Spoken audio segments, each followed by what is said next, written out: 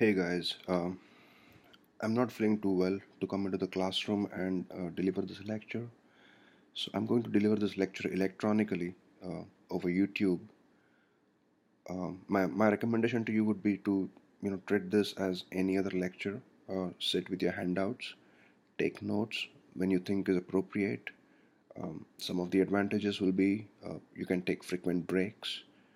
Um, so here we go. The Neisseria family of bacteria are gram-negative aerobic bacteria.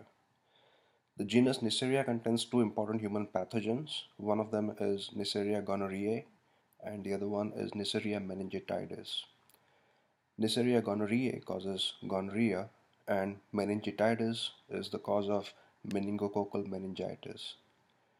Gonorrhea infections have a high prevalence, which means they are more common and low mortality, whereas meningitis infections have a low prevalence but are associated with high mortality. In the vocabulary of a public health and medical microbiologist, Neisseria gonorrhea are simply referred to as gonococcus, and meningitidis are referred to as meningococcus. Gonorrhea is transmitted through sexual contact with the penis, vagina, mouth, or anus of an infected partner. Ejaculation does not have to occur for gonorrhea to be transmitted or acquired. Gonorrhea can also be spread perinatally from the mother to the baby during childbirth. Gonorrhea infections are acquired by sexual contact and usually affect the mucous membranes of the urethra in males and the endocervix and urethra in females. Infection can originate at these sites before disseminating to various other tissues. Fimbriae are made up of proteins that are very similar to but shorter in length and are thinner than the pili. These fimbriae help gonorrhea attach to the host. Non-fimbriated cells are flushed out of the urethra during urination.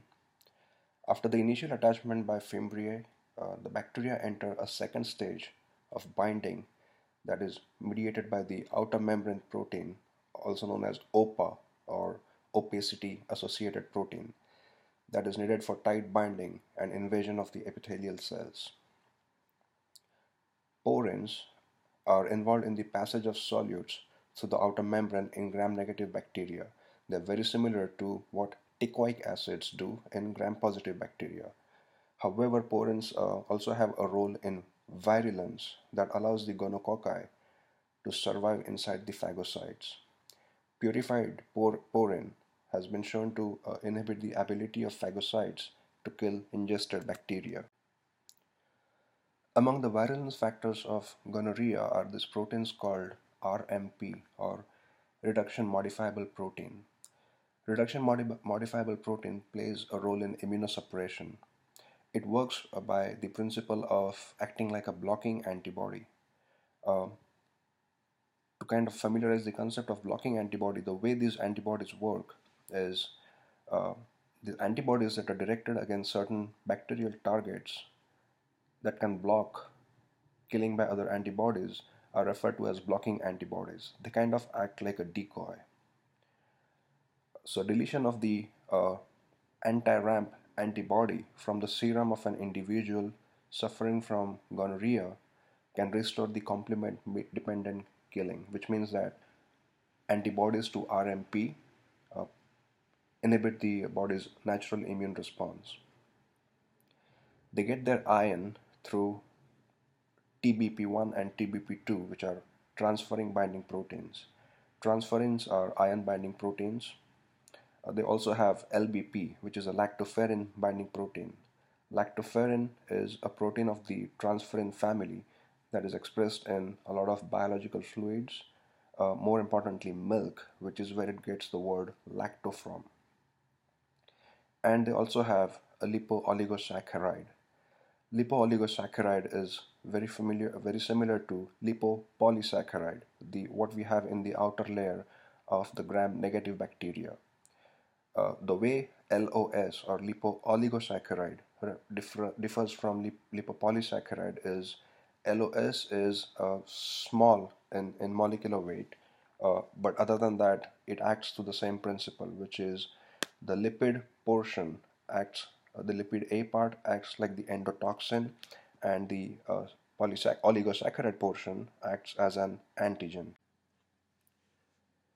In addition to that, gonorrhea has immunoglobulin A protease. Immunoglobulin is the primary defense of respiratory and other mucosal surfaces in the body. Cleavage of immunoglobulin A by the immunoglobulin A protease makes it inactive and makes a host susceptible to develop pneumonia and other infections that can be acquired through the mucosal surface. Gonorrhea in the last couple of decades has become increasingly resistant to antibiotics. Couple of mechanisms through which gonorrhea has developed resistance is, one of them is the plasmid encoded beta-lactamase production, wherein beta-lactamase encoding plasmids from Neisseria gonorrhea can be transferred into Neisseria meningitidis in vitro. So this also kind of opens up the possibility that this could also be happening in vivo between these two different species. The other mechanism is chromosomally mediated changes, which means that uh, these are stepwise changes in the chromosomal DNA that happen over several years, and because of these changes, it has changed the cell surface of gonorrhea, which has inhibited the entry of various antibiotics like penicillins, tetracycline, erythromycin, and so on, which has made it resistant. The incubation period in gonorrhea from the time of exposure until the symptoms develop is usually around 2 to 5 days. But sometimes symptoms may not develop for up to about a month. Gonorrhea may not cause symptoms until the infection has spread to other areas of the body in some cases. Some of the primary areas are, as shown here, the penis, vagina, and lips and eyes. The infection can get transmitted from these primary sites of origin to other sites through inoculation by contact via unclean hands. So like I mentioned, gonorrhea has developed resistance to penicillin and various other antibiotics. The preferred choice of drugs to treat gonorrhea are fluoroquinolone and ceftriaxone. Ceftriaxone is a third generation cephalosporin. If you remember about cephalosporins, the first generation were more effective towards gram-positive bacteria, and the second, third, fourth, later generations are more effective towards gram-negative bacteria. So since Neisseria gonorrhea is gram-negative, ceftriaxone has shown some success in treating gonorrheal infections. Currently, there is no vaccine available. There have been certain vaccines that have been developed targeting the pore protein, but these vaccines have not really been that effective. Infection of the genitals in females with gonorrhea can result in pelvic inflammatory disease, and if it's left untreated, it can result in infertility. Infertility from gonorrhea, which typically happens from chronic infections, um, is a result of inflammation and scarring of the fallopian tube. Structurally, Neisseria meningitidis very closely resemble Neisseria gonorrhoeae. These are encapsulated small gram-negative diplococci that cause meningitis. Several different bacteria can cause meningitis. Neisseria meningitidis is the one with the potential to cause large epidemics of meningitis. Neisseria meningitidis only infects humans. There is no other animal reservoir and occupies the nasopharynx. It is the second most common cause of community-acquired meningitis after S. pneumoniae. The most common symptoms are stiff neck, high fever, and so on. And there are 12 different serogroups of meningitis that have been identified, 5 of which, A, B, C, Y, and W, account for 90% of all infections. These serogroups incorporate sialic acids into the capsule, which allows for evading the immune response, as sialic acids are also commonly found on host cell surfaces. Meningitis, or rather meningitidis, use pili that is located on the cell surface to attach onto the host cell receptor, which is a receptor called CD46. It's cluster of differentiation 46. It's a particular type of a host cell. The absence or presence of encapsulated meningitidis is dependent on the origin of sample, but it is strongly thought that the capsule helps in virulence. When the bacterium is isolated from carriers, the bacteria may either be capsulated or non-capsulated, whereas samples that are isolated from the cerebrospinal fluid or bloodstream are always capsulated.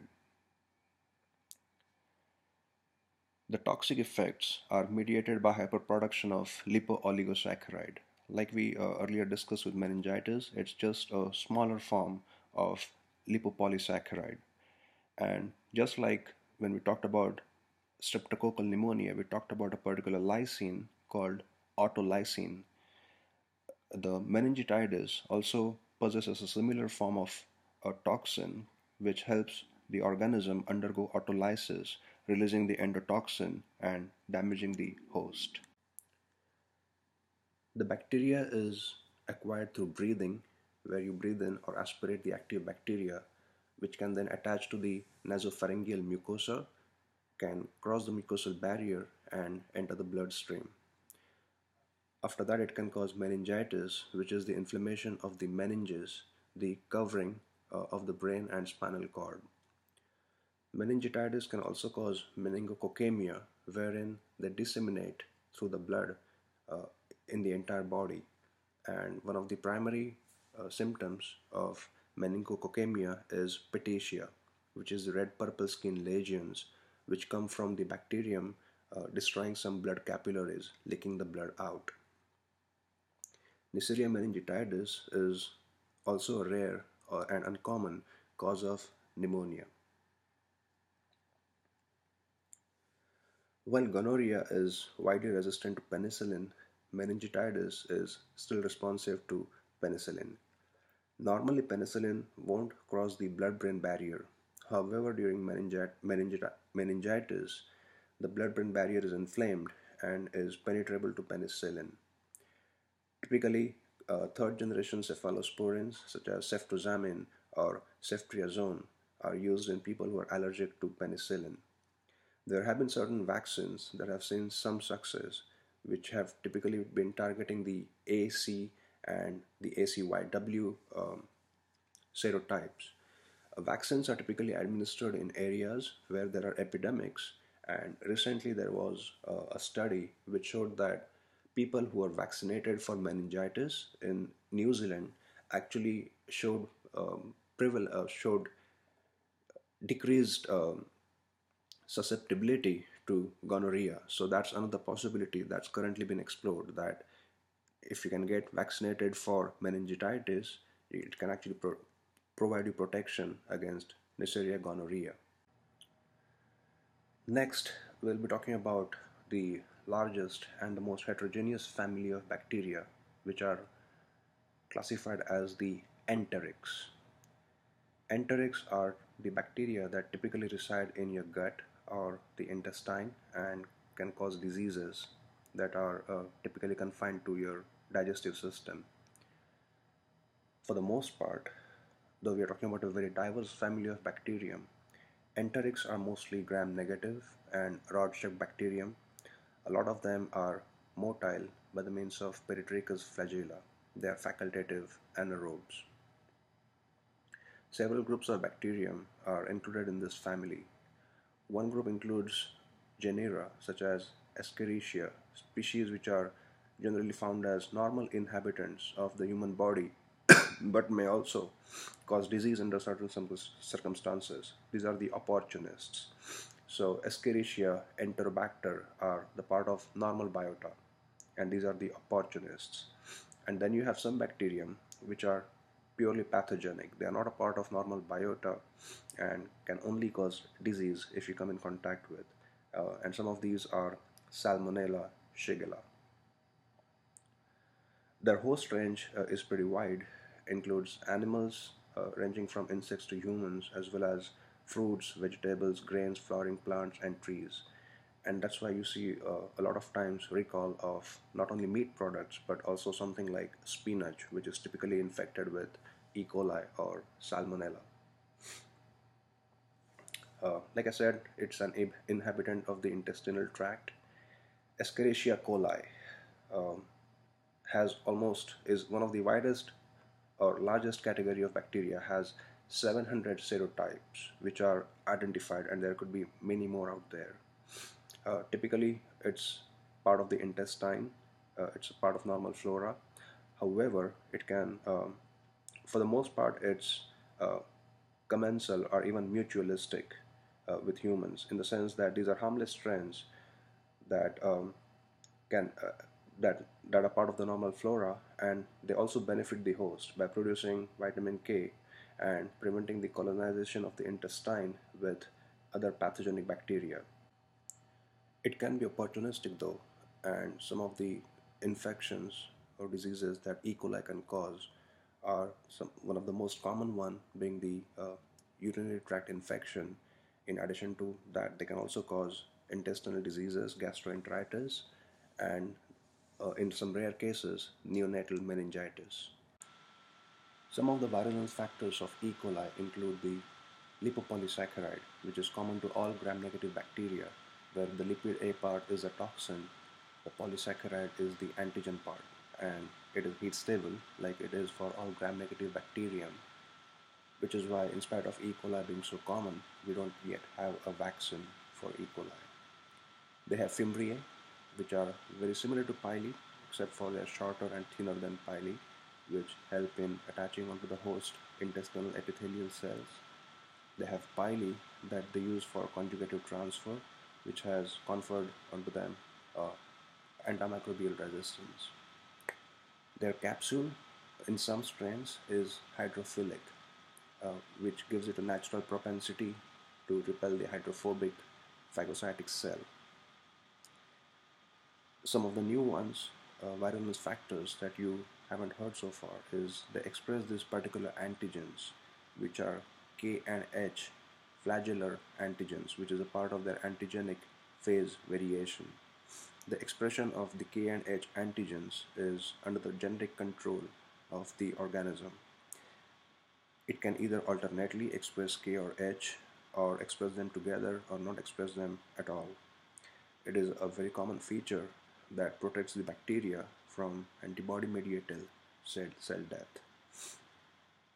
They have a type 3 secretion system, which is kind of a molecular syringe, and you will see a structure of that in a couple of slides. It actually looks like a syringe, and it is with the help of this syringe that the bacteria can infect the host cell and transfer their virulence factors and establish an infection. Some of the pathogenic strains of E. coli usually produce siderophores, and as you know now, siderophores are the virulence factors that help the microorganism uh, acquire iron from the host. E. coli are also pre-expert at developing resistance to antimicrobial agents, and this resistance is transferred by the pili between various strains of E. coli. As a pathogen, E. coli is best known for its ability to cause intestinal diseases in addition to the UTIs. There are 5 classes of E. coli that cause diarrheal diseases that are now recognized. These classes are based on their specific virulence factors and characteristics. The most common one is the Shiga toxin producing E. coli, or also known as the enterohemorrhagic E. coli, which we'll talk about in a little more detail. But the other 4 categories are the enterotoxigenic E. coli. ETEC produces a heat labile enterotoxin, or can also produce a heat stable enterotoxin that is quite similar in structure and sequence to the cholera toxin. So the cholera toxin acts by activating the adenylate cyclase, which increases the cellular cyclic AMP, and it typically causes diarrhea without fever. The next category is enteropathogenic E. coli, EPEC. This is an important pediatric diarrheal pathogen, typically causes diarrhea in children. The EPEC antigens are bundle-forming pili. The way these bundle-forming pili act is they are involved in bacteria-to-bacteria adhesion. So in that way, they form microcolonies. The bacteria attach to each other, and thereby they form colonies in the intestine of the host. Next one is enteroaggregative E. coli. One of the features of EAEC is their ability to attach to tissue culture cells in aggregative manner. If you were to plate this EAEC cells individually, they wouldn't form colonies. But if you were to put them together in a group as aggregate, they form colonies. So they need to be together in order to attach to the intestinal host. They typically cause non-bloody diarrhea. The next one is enterohemorrhagic E. coli. EHEC is the primary cause of hemorrhagic colitis or bloody diarrhea, which can progress to potentially fatal hemolytic uremic syndrome. Hemolytic uremic syndrome is when the red blood cells or the platelets get destroyed by the toxins, in this case is Shigella toxins, and these blood cells get trapped in your kidneys, which eventually affects the function of the kidneys, causing the uremic syndrome or kidney failure. EHEC are characterized by the production of Shigella toxins, which again we'll talk about in a few minutes.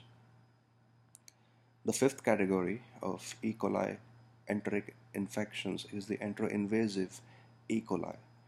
Enteroinvasive E. coli resemble the Shigella in their pathogenic mechanisms and the clinical symptoms. EIEC penetrate and multiply within the epithelial cells of colon, causing cell destruction. The clinical syndrome is identical to Shigella and causes a dysentery like diarrhea with fever.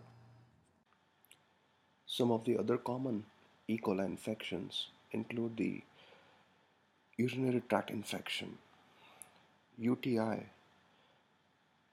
is caused when the bacteria from the feces ascend and colonize in the bladder. With the help of specific adhesins, they are able to colonize the bladder. Bladder infections are more common in females than males because of the shortened urethra. They cause damage by lysing the red and white blood cells. The other disease that E. coli can cause is neonatal meningitis. Neonatal meningitis is primarily caused because of the K1 capsular antigen, which around 80% of E. coli strains can express. K1 antigen is pretty uncommon in intestinal diseases. E. coli strains invade the bloodstream of infants from the nasopharynx or GI tract and are then carried to the meninges. The K1 antigen is considered the major determinant of virulence among strains of E. coli that cause neonatal meningitis. K1 is again, it looks very similar in structure to sialic acid. Sialic acid is expressed on the cell surface of host cells, and which is why it kind of is not recognizable by the immune system. Therefore, it inhibits phagocytosis, complement, and other responses from the host's immune system. Most E. coli intestinal diseases are self-resolving, and all they require is IV fluids to replace the loss of electrolytes. However, some beta-lactam antibiotics like penicillin and cephalosporin are effective in the treatment of meningitis caused by some strains of E. coli. This figure here shows a lysis of a dividing pair of E. coli in the presence of beta-lactam antibiotic. When the bacterium grows in the presence of the antibiotic, the cell wall becomes progressively weaker. So eventually, the organism ruptures or lyses, pouring out what you see here, which are the cytoplasmic contents of the bacterial cell. Salmonella is a gram-negative bacterium in the same family as E. coli, which is the family is now known as Enterobacteriaceae or commonly known as Enterics. Salmonella is nearly as well studied as E. coli from a structural and a biochemical perspective and as poorly understood as E. coli from an ecological point of view. We don't know why things get infected with Salmonella as the case is with E. coli. The hosts are several. You have beef, poultry, milk, eggs, which are most commonly infected and recalled because of Salmonella. Certain vegetables like spinach are also involved. Some of the virulence factors of Salmonella include some proteins which provide them some protection of the acidic environment in phagocytic vesicles. The other virulence factor, of course, is lipopolysaccharide, which is common to all gram-negative bacterium. And Salmonella, in addition to these, have what is called as pathogenicity island, or abbreviated as PAI. Pathogenicity island is kind of a group of genes abbreviated as PAI1 and PAI2. And what they essentially do is, as you see in this picture here, they actually look like molecular syringes. When they sense a host cell around, they inject the host cell and they secrete all of their virulence factors into the host cell, causing an infection, which also helps them evade the immune response. So, kind of an aside from what you have on the handout here is how does Salmonella get into foods? So the way it works is Salmonella gets into food through the poop of animals such as cattle, birds, mice, and so on. Because the natural habitat for Salmonella is in the gut of all of these animals, their poop becomes a carrier of the germ if it were to get into the food or the water that we eat.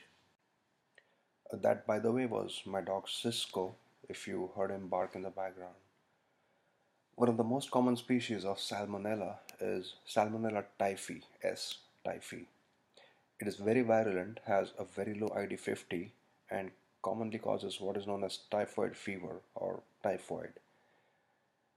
Symptoms vary from very mild to very severe. Typically begins with a gradual onset of fever, progressing with weakness, abdominal pain, constipation, headaches, and so on. There are four stages of fever. First, the fever rises very slowly, then it rises further with cognitive changes, and in the third week can cause intestinal hemorrhage, or in the fourth week can cause neuropsychiatric symptoms. Most people with typhoid fever recover within about 4 to 7 days and do not require any antibiotic treatment. The next genus of Enterics is Shigella. Shigella typically invade the cells lining up the colon. They also possess the type 3 secretion system that helps them invade the host cells and can lyse the phagocytes and replicate in the cytoplasm. One species, or rather the most common species of Shigella, which is Shigella dysenteriae, possesses the Shiga toxin, which typically targets the blood vessels. The toxin acts on the lining of the blood vessels, and what they really do is they inactivate the ribosomes, thereby interrupting the protein synthesis. Some of the symptoms of Shigella, clinically known as shigellosis, are abdominal cramps, diarrhea, and pus and blood in the stool. The pus and blood in the stool typically comes up from the destruction of the neutrophils or the erythrocytes and mucous cells. Treatment typically comprises of quinolones and some sulfa drugs, although it again has to be used very sparingly as most times people suffering from uh, Shigella dysenteriae self-resolve. Next, we will talk about a few other pathogens that cause GI diseases like Vibrio, Campylobacter, and Helicobacter. And then we have Pseudomonas, which is one of the most common opportunistic pathogens that can cause skin infections. Vibrio is a genus of gram-negative bacteria which have a curved or a comma-like shape, and several species of these bacteria can cause foodborne infections. One thing about Vibrio is foodborne infections with Vibrio are typically associated with undercooked seafood. They possess this flagellum which helps them in motility, and of the Vibrios that are clinically significant to humans are two species. The most common one being Vibrio cholerae, the agent of cholera, and the other one is Vibrio vulnificus. Vibrios are marine organisms typically found in seafood like oysters, clams, and crabs. And the reason for that is they are halophilic. They like a little more salt in their environment, and that's why you commonly find them associated with seafood-borne infections. There are around 70 species of Vibrio, out of which 3 are of human importance and 2 of them can cause diarrhea. The diarrhea-causing species of Vibrio are Vibrio cholerae and Vibrio parahemolyticus. They have different mechanisms. One of them is invasive, the other one is non-invasive. Parahemolyticus is invasive in the sense that it needs to invade and colonize the colon in order to cause an infection. Vibrio cholerae, on the other hand, is non-invasive because it doesn't physically have to infest the intestine. It can be at a distant site and secrete enterotoxin, pretty much like Staph aureus, in order to cause the food infection. Vibrio vulnificus is a relatively new pathogen in the sense if you compare that with something like tuberculosis, which has been around, or even Mycobacterium leprae, which has been around for like thousands of years. Vibrio vulnificus was identified for the first time in 1986, so that makes it a relatively new pathogen. It is an extremely virulent bacteria and can cause different types of infections. It can cause GI diseases from eating raw and undercooked seafood or shellfish. It can cause necrotizing wound infections, pretty much like S. pyogenes, and it can also cause septicemia. Some other species of Vibrio that are pathogenic and are not of much interest to us are some species that can cause diseases in seafood like fish, eels, frogs, and so on. One of the most important species of Vibrio is Vibrio cholerae. Vibrio cholerae can cause cholera, which is a severe diarrheal disease. Diarrhea in clinical terms is defined as 3 or more liquid bowel movements per day. The common carriers of Vibrio cholerae are water and food. Water being the more common, as water can easily get contaminated as a result of natural disasters like hurricanes or earthquakes. Improperly cooked seafood can be another carrier of Vibrio cholerae. The important virulence factor of Vibrio cholerae is the cholera toxin, and we'll look at the mechanism of cholera toxin in a few seconds. This toxin degrades the mucosal epithelial cells, which is the characteristic of the diarrhea that results from cholera toxin. As a result of cholera, the patient can lose gallons of fluid and electrolytes, bicarbonates, and various ions within a day or two. This can result in severe dehydration, anuria, which is more of a symptom than a disease, which means anuria. The clinical definition for anuria is when the kidneys fail to pass at least 100 milliliters of urine per day. And the third symptom can be acidosis. Acidosis results when your bodily fluids contain too many acids and you don't have enough of the bases to keep the body's pH in balance. The clinical symptom of Vibrio is uh, what is commonly called as rice water stool.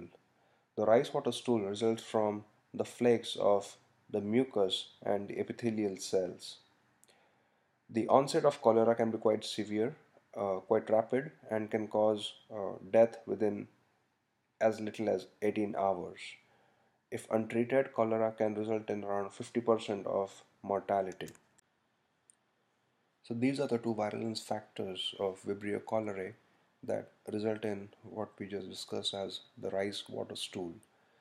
So the rice part of the rice water stool comes from mucinase, the water part comes from cholera toxin. The way mucinase works is it attaches onto the intestinal cells, breaks down the protein that is covering the intestinal cells so that the cholerae can multiply. So the breaking down of the mucous membrane of the intestinal cells results in what you see as the rice part of the rice water stool. The cholera toxin activates adenylate cyclase. It is the enzyme that increases the cellular levels of cyclic AMP, and the increase in cyclic AMP can affect the influx or the outflux of ions from the cell.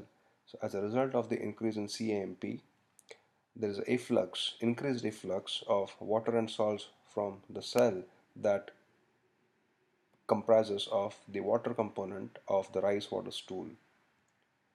So this is a kind of a summary of what the cholera toxin is all about. It's a multimeric toxin comprised of the uh, binding units and the active units. It binds to a receptor called a ganglioside receptor on the host cell, intestinal host cell. It gains entry through endocytosis. We already discussed what endocytosis is all about. Once inside the intestinal host cell, it differentiates into the A2 and the A1 unit.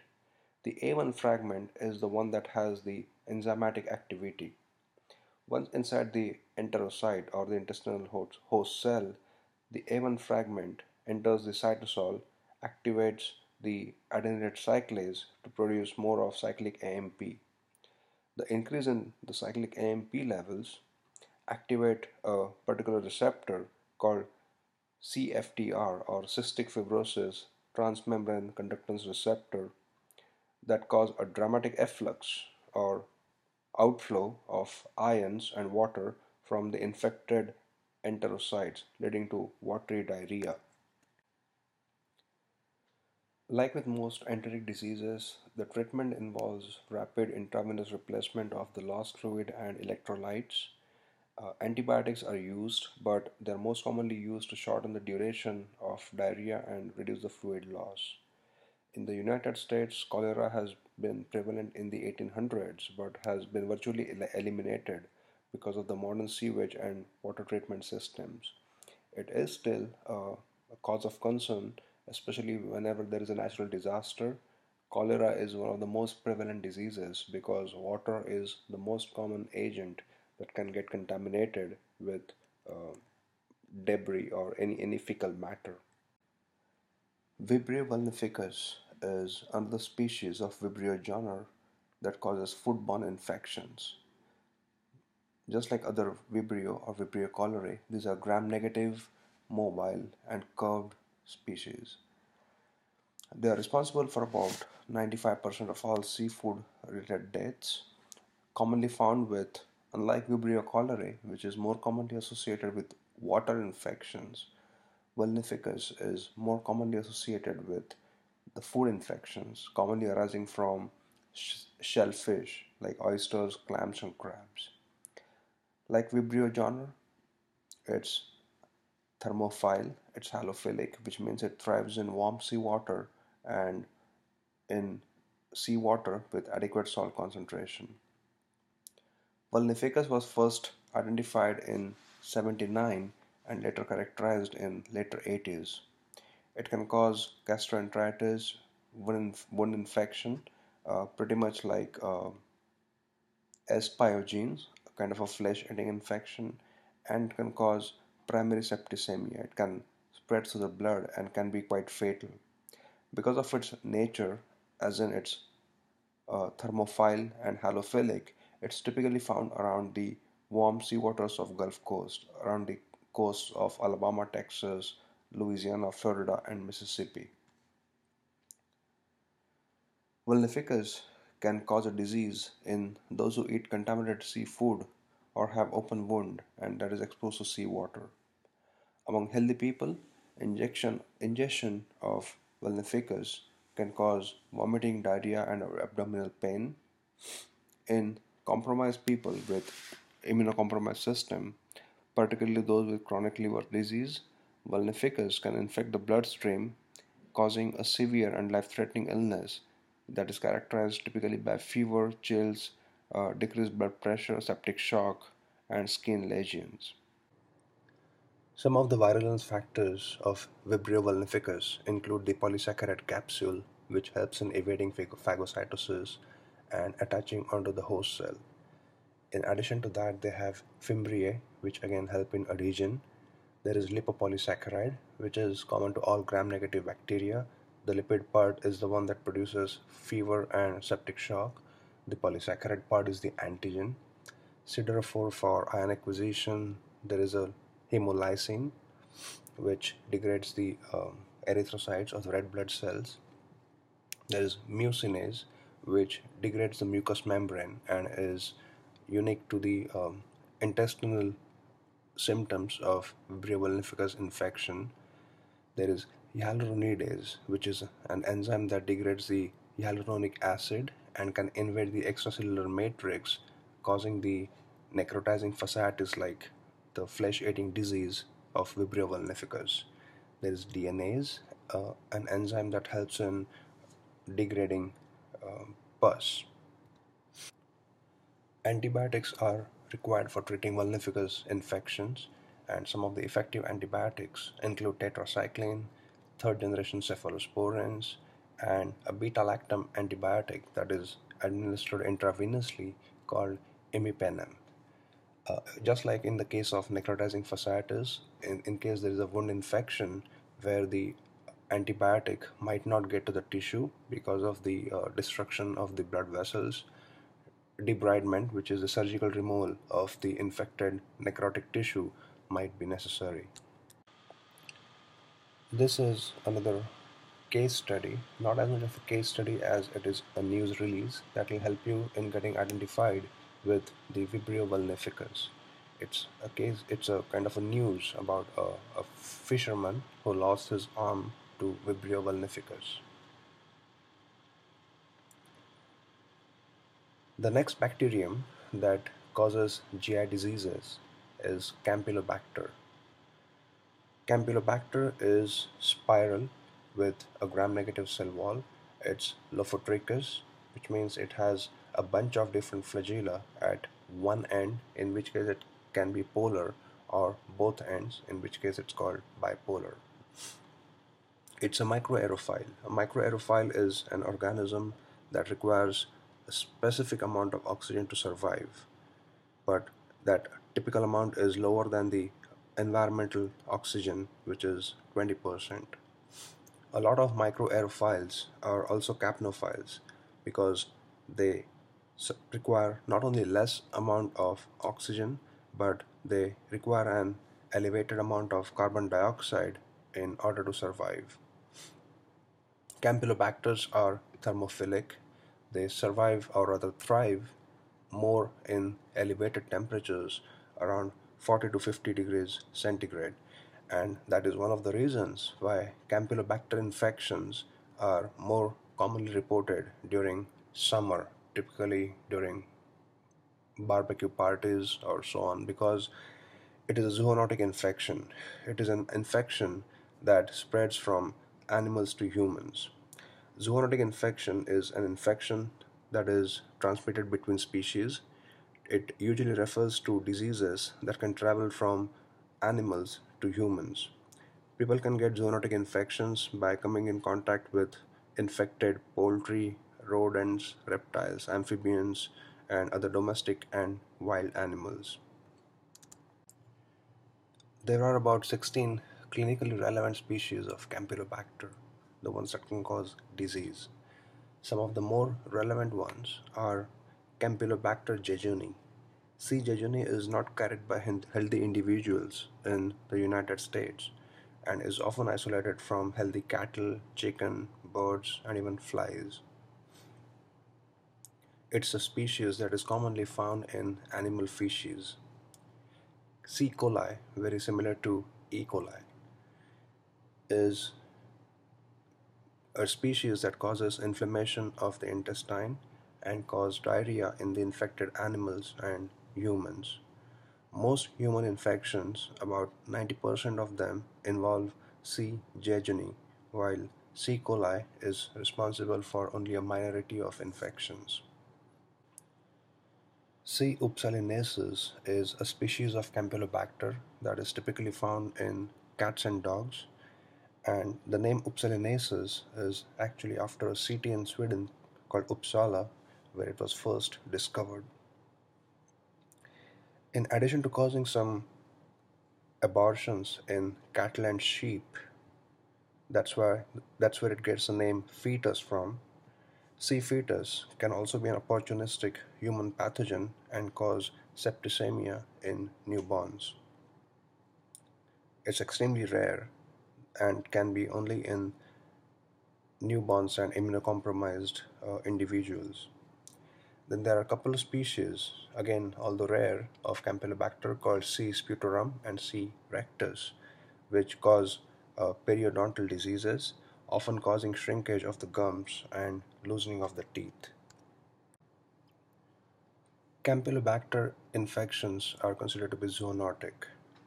Zoonosis is a process where an infectious disease is transmitted between species. It usually refers to diseases that can travel from non-human animals to humans. Cats and dogs share Campylobacter in their feces for other animals to come in contact with, and the fecal-oral route is a route of transmission of a disease when pathogens in fecal particles passing from one host are introduced into the oral cavity of another host. Some examples of routes of fecal-oral transmission include water that has come in contact with the feces and then inadequately treated before drinking, or some vectors like uh, flies that can spread the contamination from the fecal matter onto other hosts. Around more than 50% infections of Campylobacter come from poultry, with chicken being the most infected animal, and Campylobacter jejuni and Campylobacter coli account for most of the infections, with C. jejuni accounting for about 90% of isolates of Campylobacter.